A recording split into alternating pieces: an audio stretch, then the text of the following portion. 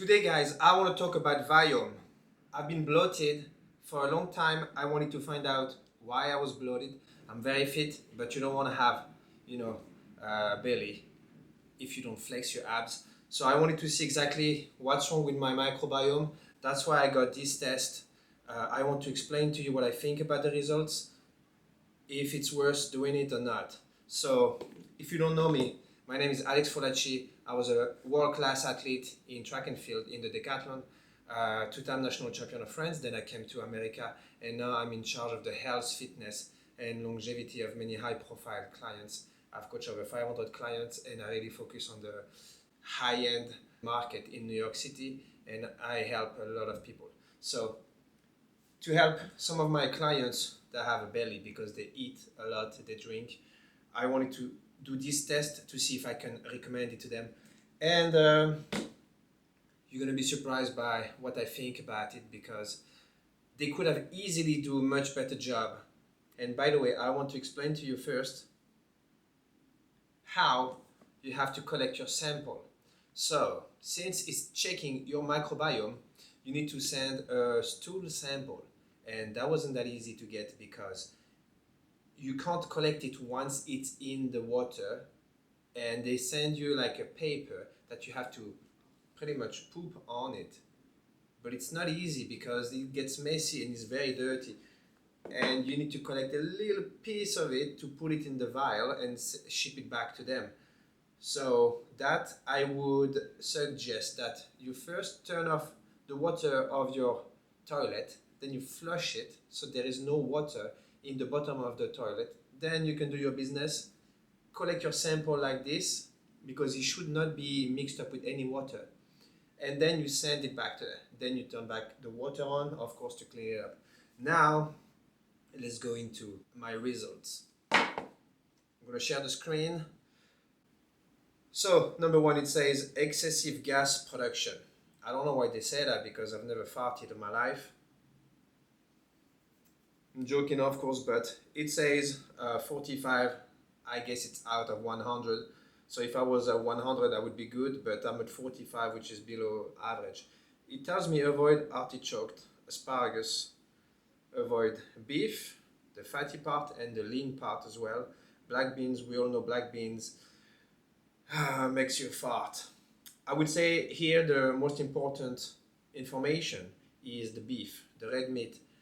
I've been consuming red meat maybe as much as chicken, but now it tells me I should avoid it. So I'm gonna try to really reduce this part. Buffalo meat, which is pretty similar. And then it goes into those kind of weird stuff that nobody really cares about, and they don't talk about the important other things. So they're going to say about avoid the chicory root. Like seriously, nobody eats that. Minimize dandelion greens. Nobody. Avoid Jerusalem artichoke. Nobody eats that. Jicama. I don't know what those things are. So this is the problem I have with this test. It tells you to avoid those things that nobody cares, nobody eats, but then it doesn't even talk about eggs, chicken, chocolate, different kind of cheese. It talks about, for example, I can't eat lamb, and then on the other page it says I should eat goat. What's the difference between lamb and goat? Avoid onions, okay. Nectarine, I thought nectarine would be good, but they say no. Sauerkraut is apparently good for me, but I don't like eating this, so I'll stay away. And then the problem, it says minimize watermelon. I love watermelon and yogurt, cow milk. They don't go into lactose, for example. People that are lactose intolerant, I discovered recently that you have more lactose in cow cheese than in goat cheese. And then if your cheese is aged and dry, you're gonna have way less lactose than if it is fresh cheese. So I learned that I should avoid fresh cow cheese, and if I eat aged goat cheese, which is the specialty of my hometown, Tours, France. We love goat cheese. That was for the first page. Now if I go on the number 2, high microbial toxin production. I am at 39. It says attention. The superfood would be adzuki beans. They look like red beans. Amaranth, I should avoid.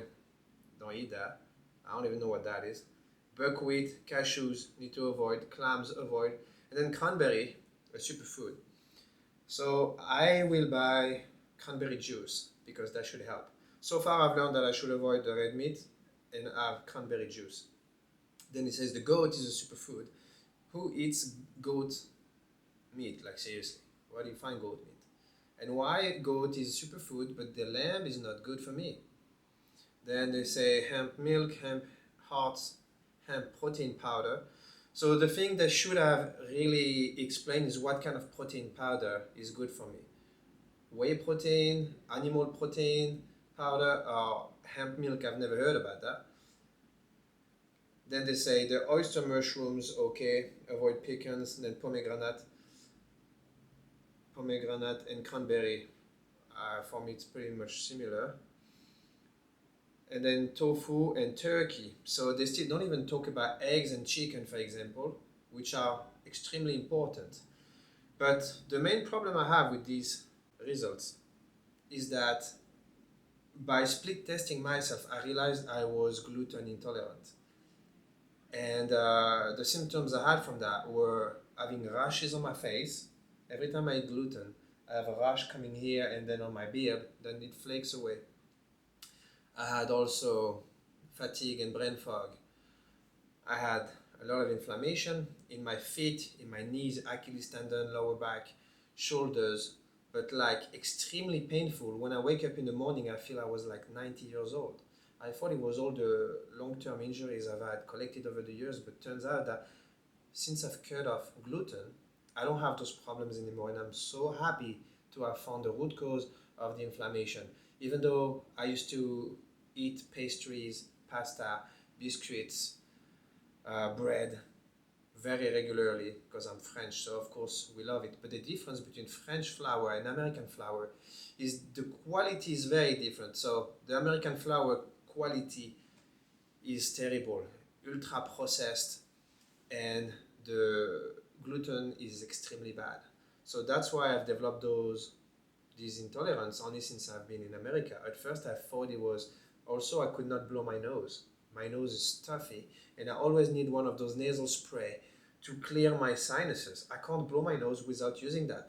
And since I stopped gluten, I can blow my nose without using the spray, which really shows I had a super high level of inflammation, even though I've been taking turmeric, curcumin, and other things that I've really discovered helps a lot. But the root cause of my problems was eating gluten. So I've stopped gluten for more than a month. And then I wanted to take it the night before and the day of doing this test because I wanted it to show in my results so they could tell me about if I was gluten intolerant. They haven't raised that up. On this one, they're talking about apple cider vinegar. So this is disgusting to drink, but they have some pills, some supplements. You can just swallow the pill in the morning. And then the beef again is not good. The bone broth of fish, caviar or raw, chicory root. Nobody knows what chicory root is. Cow milk. They don't even talk about almond milk, oat milk. Those are the alternative because I don't drink cow milk anymore. Also, I switched to the almond milk. There is less problems. Garlic, ginger, I take it with the turmeric, curcumin, ginger for anti-inflammatory benefits. Goat milk, they say I should minimize. Jerusalem artichoke and jicama. We don't eat those things. Like, why do you guys talk about this in your test and you don't even talk about eggs, about fruits, about gluten, about bread, rice, potatoes, chocolate? I eat milk chocolate every day and I'm pretty sure it's not the best thing, but they should say if I'm allergic to it or if it's okay for me to eat it or if I should go to 85% dark chocolate or 90% or whatever. They don't mention anything like this. They don't talk also about candies or biscuits or sugar or pizza. It's very, very limited. And then they say I should minimize olives. What about olive oil? What about extra virgin olive oil, EVOO? Because if I should not get olives, but then if it's transformed into extra virgin olive oil, which is extremely good for your health and especially for longevity, why don't they talk about it right here? That makes no sense to me. And then pickles, I don't eat pickle. Pinto beans, I don't eat beans also. Ricotta or cottage cheese, I should minimize. Salt, I eat a lot of salt. I always add salt to my food. They say I should minimize it. Your blood pressure and those kind of things. And then it says again the watermelon and yogurt. They don't talk about, for example, antioxidant fruits like blueberries. They don't mention anything like that. And they only say minimize, avoid, or superfood. They should have way more categories, and they should not have to make me click between all those different categories: excessive gas production, high microbial toxins, increased gut lining permeability, poor nutrient absorption, poor protein digestion, increased metabolic stress. So now we go to the poor nutrient absorption. So this means that it might limitate me from getting the best out of the natural supplements I take daily. But here they only recommend a bunch of supplements in here for me to shop my formulas. So it's good that they offer you those supplements, but I think they should have done a much better job explaining all the food, like the top 100 food people eat, because this makes no sense. Like adzuki beans, like we don't know what adzuki is. Shiitake mushrooms, tofu. I never eat tofu. White tea. I don't drink tea. I'm not British. Will you have a cup of tea, my dear? I beg your pardon, but I don't think this test is pretty interesting so far. I haven't learned much about myself, except about the red meat and the cranberry juice. But I'm pretty disappointed. They could have done a much better job, and it feels like they're just trying to sell those natural supplements. And then at the end they put turkey, white meat. Okay, what about chicken? Like chicken, organic eggs is the number one thing people eat. They don't even mention it at all. It's crazy to me. I wish I could have confirmed that I am gluten intolerant. I used to make fun of people who say, I need a gluten-free diet. Because, thought it was like one of those trends of people trying to make themselves feel special and more important. But since I stopped it, I also lost weight. So I did a 2-week transformation because after 3 months, I did not train. I had to rehab from some surgeries, from orthopedic surgeries. I didn't train. I went up to 197 pounds, and in 2 weeks, I got down below 183. And I am going to post a video about it very soon, showing everything I've done from my workout to my lifestyle, to my nutrition, to my recovery protocol, and everything I've done to hopefully inspire you and show you some of the things I do. I coach myself the same way as I coach my clients, and they're getting very good results. I'm tough to please because I have very high standards, and the people who come to me have high standards, so I don't really give compliments easily. But if I do give a compliment, it means a lot. And if you want a real test, a real quiz that I can help you with, I made a quiz about 70 questions where I go over a lot of things. I'm going to put the link in the bio, and those 70 questions is about nutrition, fitness, sleep, recovery, inflammation, cancer prevention, dementia prevention, natural supplements, mental health, injury rehab, addictions, digestion, and then your lifestyle.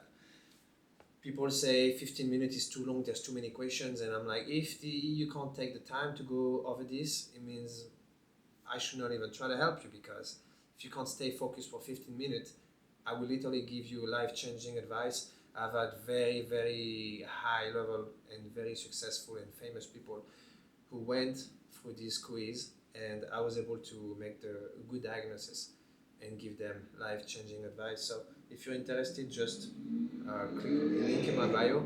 I'll do it for free. Usually I charge, but I do it for free for you if you have watched this video until the end.